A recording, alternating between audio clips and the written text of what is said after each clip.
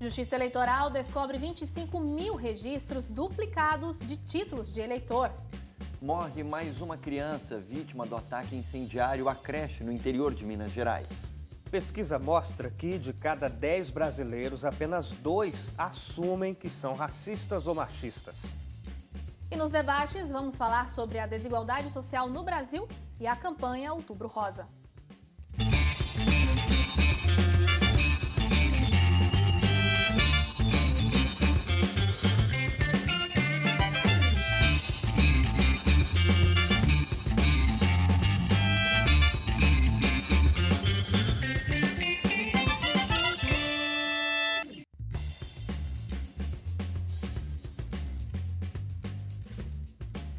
Redação Novo Tempo no ar para você que acompanha a gente pelo rádio, pela televisão. Estamos aqui para você que está ligadinho com a gente em todo o Brasil e mesmo fora do Brasil. Hoje um daqueles programas especiais, porque temos um convidado especial. Está conosco hoje aqui a jornalista Ana Bezerra. Primeira vez no Redação Novo Tempo, Ana? Primeira vez. Olha só, salva de palmas para ela. Seja bem-vinda, Ana. Muito obrigada, gente. O prazer é todo meu em estar com vocês. Muito bem, Suzane muita Lima. simpatia. É muita simpatia, né? O pessoal que está no rádio não está vendo aqui o tamanho do sorriso da Ana Bezerra, que depois você procura a foto região aqui. norte, né, Ana? Um beijo, inclusive, para todos vocês do Norte. E para você também, que nos acompanha. Viu só? Suzane Lima, Hélio Moura. Olá, tudo bem com vocês? tudo bom? Tudo certo. Falando de abraço, quer mandar um abraço para alguém, Ana? Não quer mandar um abraço pra ninguém, tudo bem. Ela já mandou um Sua abraço mãe, pro pro seu norte. pai, você não... Pra minha não quer? família linda, maravilhosa aí. Porque ela começou mandando um abraço pro pessoal todo do norte. Eu falei assim, bom, de repente ela quer mandar um abraço. Não, ela queria abraçar abraço o norte coletivo mesmo, né? Exatamente. Mas coletivo Em recebam especial para aí. Manaus. Exatamente. E a Suzane mandou um abraço coletivo pro centro-oeste, Pra tipo todo o isso. centro-oeste, hein? Puxando saco aqui do Entendi. centro-oeste. O Hélio manda pro sul e pro nordeste. Sul e Nordeste. E eu mando pro agora Sudeste. o Sudeste, que é onde eu vivo também. E né? também, e aí eu mando pro Sudeste. Wagner Cantor não está conosco mais uma vez, mas fica um abraço para você aí, viu, Wagner? Wagner está numa produção especial para Identidade Geral. E você que está aí em casa também participe com a gente por meio das nossas redes sociais. facebook.com/ntjornalismo, você interage com a gente. E no Instagram você interage com a gente também. O nosso perfil é @ntjornalismo. Ou você também pode acessar o nosso site, novotempo.com/jornalismo. Bom, vamos aos destaques dessa semana. Hélio Moura tem um destaque interessante aqui que tem a ver com título eleitoral duplicado, um número meio absurdo aí, Hélio Moura.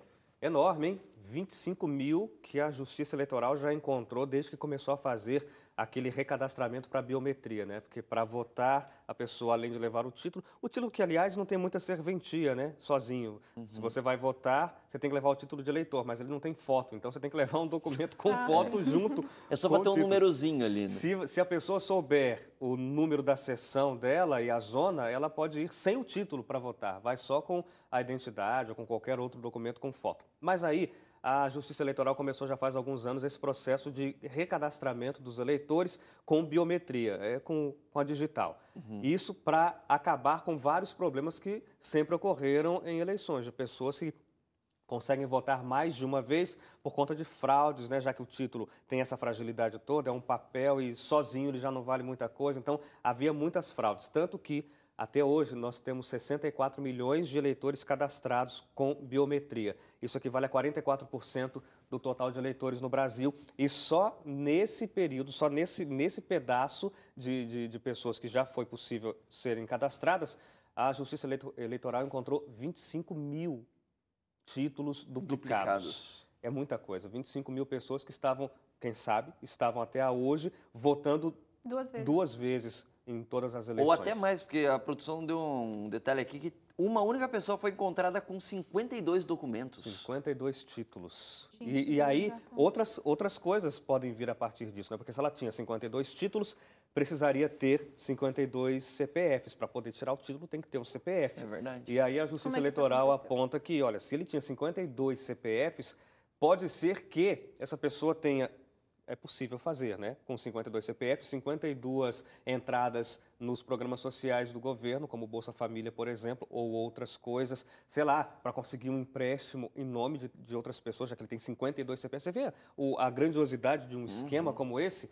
E isso é um caso, né? Então, a Justiça deve ter outros casos, quem sabe com menos, mas... Como você falou, já foram cadastrados 60 e poucos por cento. 64 milhões de eleitores, 44%. Ou seja, não está nem na metade ainda. Não está nem na metade ainda, já foram encontradas 25 mil pessoas com a duplicidade. Fora esses casos bizarros, como esse cidadão com 52 títulos. E a Justiça quer cadastrar todos os eleitores até 2022, então falta um tempo ainda, mas é que o processo é meio demorado, então cada cidade tem um calendário próprio, cada estado tem um calendário próprio e aos poucos vão fazendo essa biometria para poder tentar resolver isso. Já fez o seu cadastro de biometria? O meu eu não fiz ainda. Já fiz o meu. meu. Já? Você já fez? Não Ana? fiz, tem que regularizar a Ainda situação. não, Ainda e a não. gente Só, tá bem só Hélio próximo, Moura né? está no futuro já. Uhum. Olha. Dia. À frente do seu tempo, né?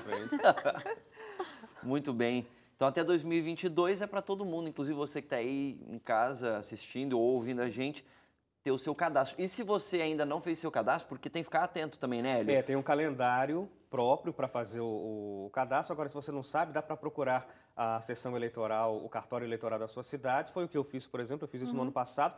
Fui até o cartório eleitoral para ver como é que estava a minha situação e ver se eu já poderia fazer a biometria. Então, já foi possível fazer, mesmo não estando aquele chamamento público, porque tem alguns períodos em que a Justiça convoca os eleitores para irem fazer, né? Eu pude fazer mesmo sem a convocação. Você se adiantou nisso. Me adiantei. Um como exemplo disse de a Ana, cidadão, à Hélio frente do Moura. tempo. Muito bem. Suzane Lima, falando ainda de números aqui, tem uma pesquisa do Ibope que saiu agora que diz que só 2 em cada 10 brasileiros admitem ser preconceituosos. Então, um número pequeno aí. No entanto, 83% dos entrevistados por essa mesma pesquisa assumem já ter feito comentários racistas, machistas ou homofóbicos. É isso mesmo, essa é uma pesquisa inédita que saiu pelo Ibope Inteligência. Entre os dias 16 e 21 de setembro foi feita essa pesquisa para mapear as ações discriminatórias dos brasileiros. E é claro que, num primeiro momento, quando você chega a um cidadão e pergunta se ele se considera um cara racista ou uma mulher que seja, né, porque são brasileiros e brasileiras, machista, homofóbico, enfim, diz que não, né? Eticamente, o politicamente correto nos faz com que a gente afirme que não somos preconceituosos, discriminatórios. Pelo politicamente correto, né? Tipo, a gente não se considera. Tipo, amigo, você é racista? Ah, eu sou. Não, e o duro é que essa pesquisa mostra que 2 em cada 10, ou seja, 20% da população brasileira fala assim, não, eu sou mesmo. Admite, eu admito, né? eu sou. Inclusive, não fale comigo. Falo com pessoas como você. E esquecem que é um crime, né? Inclusive. É verdade. E daí quando você vai detalhar, porque vem um questionário todo, né, para você preencher. E aí quando são perguntadas colocadas algumas situações, algumas frases hipotéticas, se a pessoa já comentou, em algum momento já pensou ou falou alguma coisa, aí vem para esse dado que você disse aí, que 83% deles, em algum momento, 73% já admitiram ter falado alguma das frases, como, por exemplo, mulher ao volante, perigo constante, isso é coisa de mulherzinha, ela é bonita, mas é gordinha, porque a pesquisa colocou aí, falou sobre racismo, sobre machismo, gordofobia e homofobia. E outra coisa que vale a pena mencionar é que, dentre essas categorias que eu acabei de mencionar aqui, o machismo é que está em primeiro lugar. A pesquisa mostrou que 61% dos entrevistados devem ter ouvido ou dito em algum momento algum comentário machista. E depois, em segundo lugar, vem o racismo ainda, que é muito forte, 46% das pessoas também declararam ter falado ou ouvido algum pensamento discriminatório em relação aos negros, né? Só aos negros? Esses 46%. Em primeiro lugar, ainda está o machismo. Os casos de racismo só foi levantado no caso de negros, não, por exemplo, racismo em relação à região do Brasil, isso não. Só em relação aos negros. Outra coisa que eu gostaria de mencionar aqui da pesquisa é em relação, por exemplo, ao machismo, né? Dentre as categorias, essa foi uma das que mostraram a que está em primeiro lugar, mas as mulheres, eu acho que é porque quem sofre mais com essa situação de machismo acaba sendo também a parcela da população que mais reage a esse tipo de situação. É claro que hoje, com bastante informação divulgada, querendo ou não, a proteção a favor, né, das mulheres, com os direitos e tudo isso tem favorecido com que mulheres se tornem mais militantes em favor das suas próprias causas e tenham, assim, o poder, né, vamos dizer, para poder se defender. Então, as mulheres, elas reagem melhor em relação a essa situação de discriminação do que as outras que foram consideradas como, por exemplo, gordofobia, que muita gente sofre com essa situação, né? Tem alguns entrevistados da pesquisa que consta, relatam, né, assim, no seu dia a dia, algumas situações complicadas, como, por exemplo, quando um gordo está num restaurante e que ele levanta para poder pegar o prato de comida, as pessoas olham com um olhar discriminatório, né? Não está falando sobre estética, está falando realmente de pessoas acima do peso. E é interessante analisar... Não tem nada sobre pessoas abaixo do peso nessa pesquisa. Não, ainda não. Pode até ser, né, que um dia ainda Magrofobia. Magrofobia. A sociedade ainda muda para essa situação. Mas está aí. A questão da discriminação, ela ainda existe, né? Racismo, machismo, como a gente falou, embora muitos brasileiros ainda não admitem, mesmo falando essas frases, como eu disse para você, frases corriqueiras, que a gente não considera que é uma ação discriminatória, mas é, né? Ok. Bom, eu gostaria de trazer um destaque aqui, que na verdade ele não é dessa semana, mas é que ele ainda vai tendo repercussões durante essa semana, que é o caso que aconteceu no finalzinho da semana passada, daquele vigia de uma creche no norte de Minas Gerais, em Janaúba, que ele ateou fogo no próprio corpo e também ateou fogo em algumas crianças e tal. E isso foi bastante marcante, né? Porque além de ser um crime, uma situação como essa, envolveu crianças, né? Acho que isso causa um impacto muito maior. E o que tem nessa semana ainda é que algumas crianças que não tinham falecido na hora do ataque tinham ido para hospitais, que, na verdade, acho que um hospital específico em Minas Gerais que trata bem dessa questão de pessoas queimadas, né, com queimaduras no corpo, e aí mais uma criança morreu, né? Então, até o momento onde a gente está gravando esse programa, pode ser que até o momento que você está assistindo esse número esteja atualizado, mas até a gravação agora do Redação Novo Tempo, tinham 11 pessoas que tinham morrido, 9 crianças e 2 adultos. Os adultos, o rapaz, né, o senhor que cometeu o crime, e uma professora, né, que era professora das crianças e tentou intervir na situação ali, lutou contra esse senhor e acabou falecendo também no momento do ataque. E foi sem explicação. A explicação que se tem até o momento, e isso que é uma coisa que torna essa fatalidade ainda mais, assim, eu não sei se é difícil de prever, não saberia dizer, mas é que, assim, o que se diz até o momento é que ele tinha problemas mentais, né? Ele tomava medicamentos de uso controlado, ele já tinha passado por algumas...